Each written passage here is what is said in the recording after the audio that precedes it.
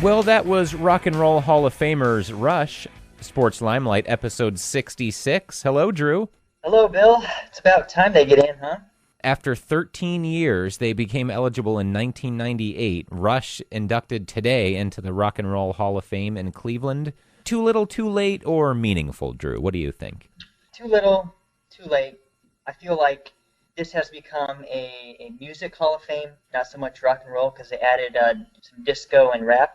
Not to take away anything from them, but I just feel like they're just bringing in people that, are kind of left in the dust. Or like, oh, you know what, they were kind of good. Let's bring them in now. I agree. Yeah, it doesn't mean as much now. And it's almost like a token, just giving them a nod instead of the absolute honor that they deserve. But the good news is I don't care or recognize the sovereignty of this Rock and Roll Hall of Fame, so it never mattered to me much anyway. That's right. They were inducted in my heart a long time ago. That's right. Closer to my heart. Well said. Well, on to sports, starting with the NFL. Buffalo Bills' 8th loss, Drew. If they weren't eliminated before, they certainly were now with this loss to the Rams in the final seconds. Absolutely. Anytime you lose at home to a sub-500 team, you don't deserve to go anywhere. Nope, I'm afraid I have to agree. They had their chances this year. They lost too many of these games that they should have won. The only thing we can look forward to now is, getting a good draft pick, and hopefully some changes anywhere would be helpful, and we'll go from there. Yeah, I think we talked about this at the beginning of this season, or maybe even last season. Were you happy with Ryan Fitzpatrick? So I'll ask you again now, should he be the Bills' quarterback going forward, or should they draft someone?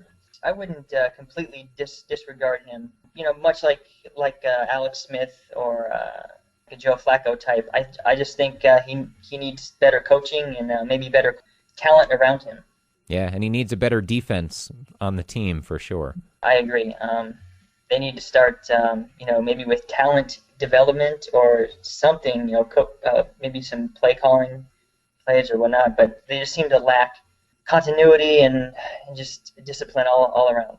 Another 5-7 team coming in to week 14 was the Jets, although they got a win, so 6-7 now. Yeah, they're only a game out as a wild card still. That's right, still in the hunt, amazingly. And they have a schedule left that looks like they could run the table.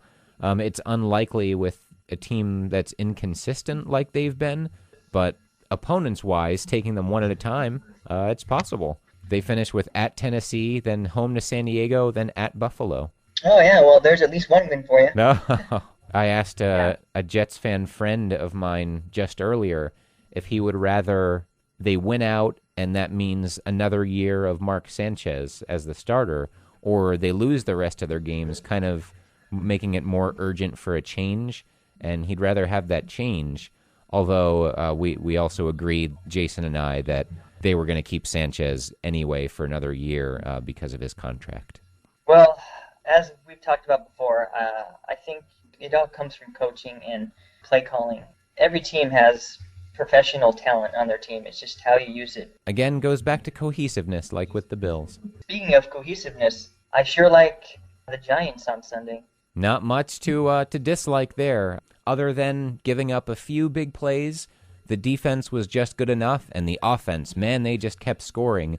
David Wilson, finally a great coming-out party for him, 100 yards rushing and a franchise record 227 return yards, including a 95-yard touchdown.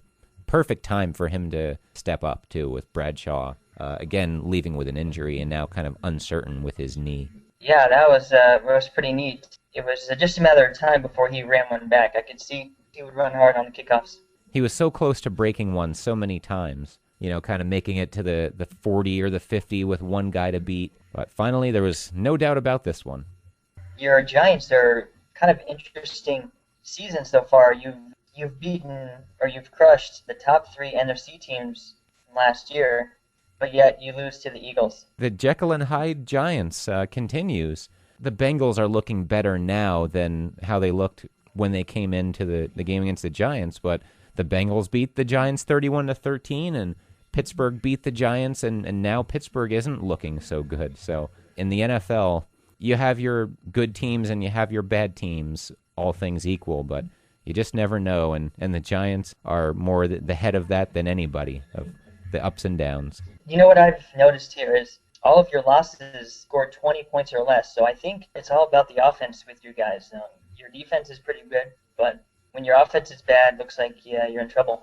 Yeah, it seems like they kind of feed off of each other. And it also, the way it does relate is when the Giants have a lead, the other team is passing. So instead of kind of, dink and dunk short passes or the running game, which the Giants have struggled to stop the run at times this year, the Giants' pass rush can really be put in the best situation to tee off on the opposing quarterback. That'll come in handy next week at Atlanta, right? Right, that's a big one. Falcons 11-2. Giants still, it seems like they need to win out, even though that would make them 11-5.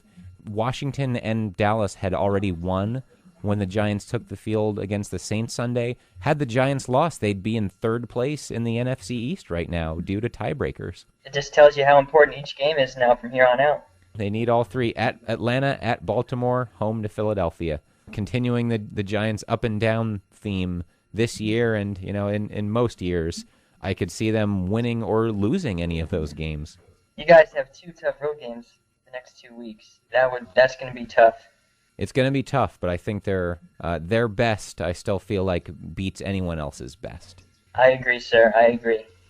And that's, I feel, the same with the Patriots right now in the AFC. Man, what a beating they put on the Texans last night, 42-14. The Patriots, as you said, they can turn it on anytime, and when they're on, they're the best team in the AFC, possibly the NFL.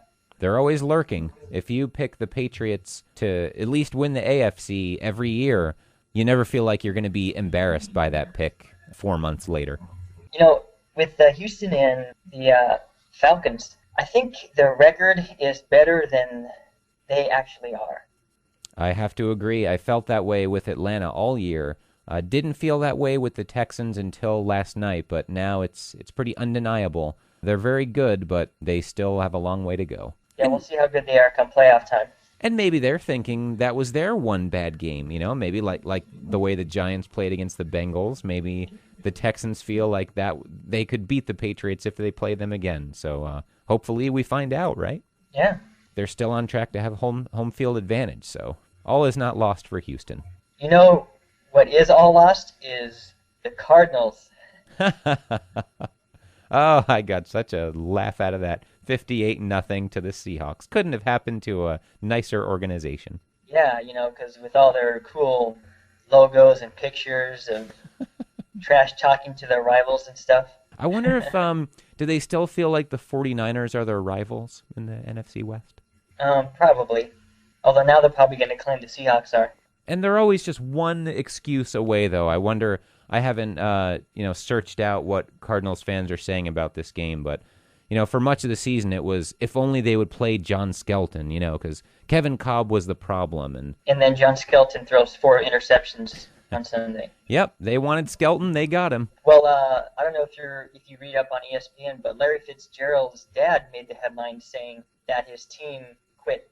That's what happens when low character faces adversity. I'm not talking about Larry Fitzgerald Jr. I think he's a classy guy, but most of the roster there, led by Darnell Dockett, who was fined $200,000 by the team this past week for insubordination. When you look at things like that happen in the NFL, it makes you wonder, how come they can't act like other teams in the league? Like, for instance, the Giants. Oh, thank you. They've never been the one to quit or get in trouble like that. Plaxico Burress aside, the Giants are really an organization that is not going to embarrass you. It's a good feeling, and I think it's cultural and it's completely from top to bottom of an organization. Mm.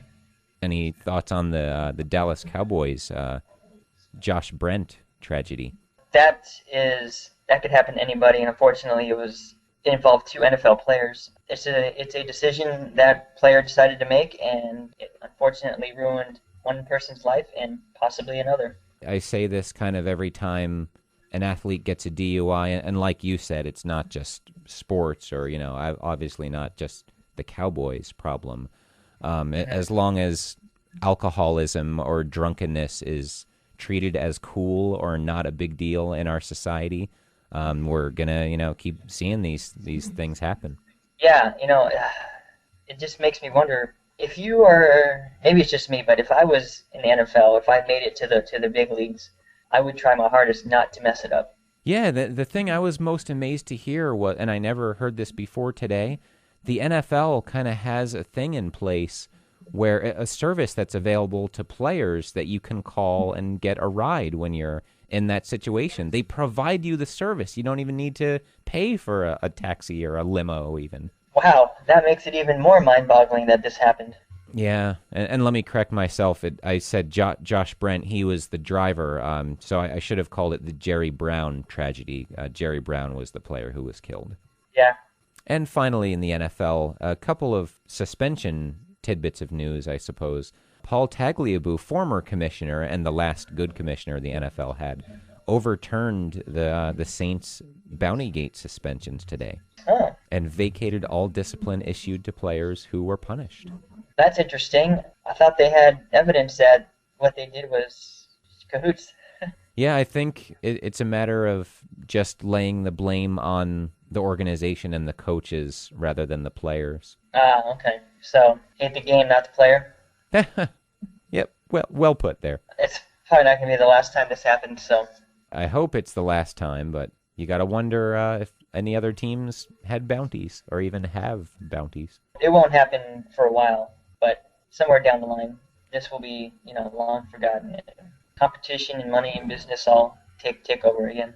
Another suspension news, Steelers running back Rashard Mendenhall was suspended 1 game by the team for conduct detrimental to the team. Yeah, dude, the Steelers better watch out. I don't know if Ben's all the way back to normal, but they're on the cusp of not making the playoffs. That's right, 7-6, big upset by the Chargers on Sunday. Didn't see that one coming. Closing out the show, Drew, baseball. Dodgers signed Zach Greinke today. 6 years, $147 million. Wow, too much and too long for a starting pitcher, in my opinion. Well, dude, they're the Yankees of the West. They are, and they're more Yankees than the Yankees have been in the past 2 or 3 years or so. By contrast, the Yankees signed Kevin Youkilis today, 1 year, $12 million. I wondered, I think a couple episodes ago, how the Yankees would rebuild. They're kind of doing exactly what I hoped they would. They know they want to get under $187 million for the payroll by the start of the 2014 season, because as I understand it, that's when the luxury tax gets ridiculous. So they know they're not going to spend big long-term contracts, but they're not just going to let the team fall apart either because they have the resources now. So this, I think, is the ideal strategy, is you spend big short-term on older players to fill holes around the guys you want to keep. Ichiro Suzuki reportedly close to re-signing for another year as well. And they re-signed Hiroki Kuroda after he opted out of that 1 year, $13 million offer. They gave him 1 year, $15 million, so not too bad. That's fine with me. I wonder why $2 million is that big of a difference to him. Yeah, I guess maybe he took a look around and realized he wasn't going to get any better elsewhere, or he just decided that he wanted to stay with the Yankees after all. I think he said at some point that he liked it there and wanted to stay, so I think Andy Pettit's going to come back on a 1 year deal as well, and Mariano Rivera's back on a 1 year deal. Hey, so Robinson Cano is a free agent next season. What do you think his future will be? That'll be interesting. That you really got to take a look at the payroll at that point and see if you can squeeze him in. I shouldn't say squeeze him in. He should be a priority. So we'll see what they do around him and whether they can get rid of some salaries. Alex Rodriguez, a little bit of news on him today. He had the hip surgery.